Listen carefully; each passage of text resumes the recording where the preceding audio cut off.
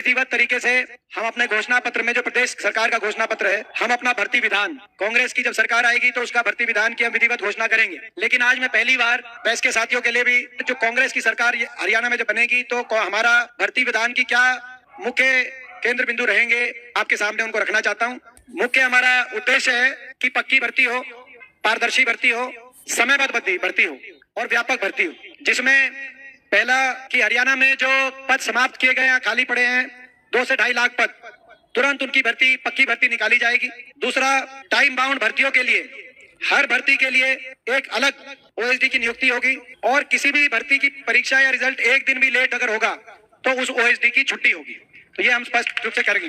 तीसरा, भर्तियों में अगर किसी एक भी भर्ती में कोई अनियमितता हुई तो उसके लिए कोई बाहरी एजेंसी को जिम्मेदार मानकर पल्ला झाड़ने वाला काम नहीं होगा। एचपीएससी और एसएससी में बैठे अधिकारी, सदस्य और चेयरमैन को सीधे तौर पे जिम्मेदार माना जाएगा अगर एक भी भर्ती में एक भी अनियमितता की जाती है। हर एक भर्ती के फॉर्म के साथ पूरा कैलेंडर भी जारी किया जाएगा।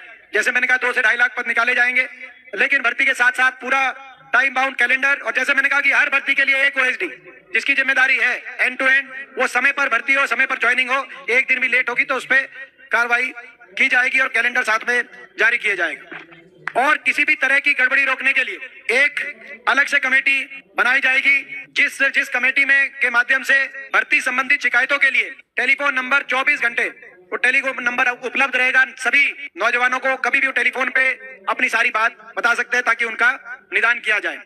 इसके साथ साथ जो ग्रुप सी और डी में जो इंटरव्यू समाप्त हुए हैं, उनका उस बात का, उसकी शुरुआत हमारे समय ही में हुई थी।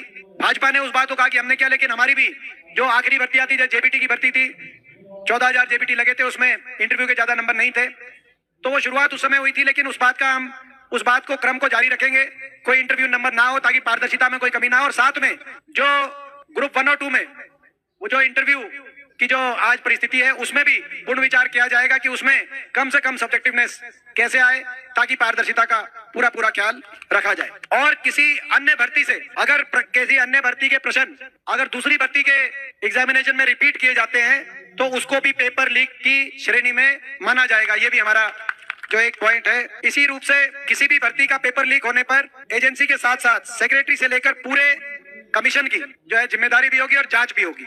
ये भी हम साथ साथ कहना चाहते हैं।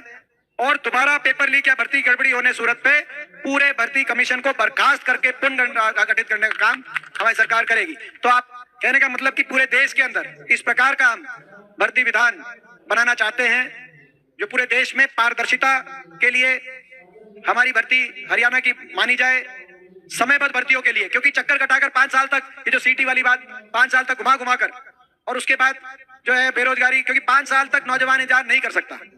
तो समयबद्ध, पारदर्शी और व्यापक भर्ती, ये इस उद्देश्य के साथ हम ये अपना भर्ती विधान अपने घोषणा पत्र के माध्यम से विधिवत रूप से हम लेके आएंगे। आज मैंने कुछ मुख्य बिंदु आपके साथ पहली बार उनको शेयर किया है, लेकिन आप लोगों में से अगर किसी को इस पे कुछ और सुझाव देना है, इसको और अच्छी तरीके से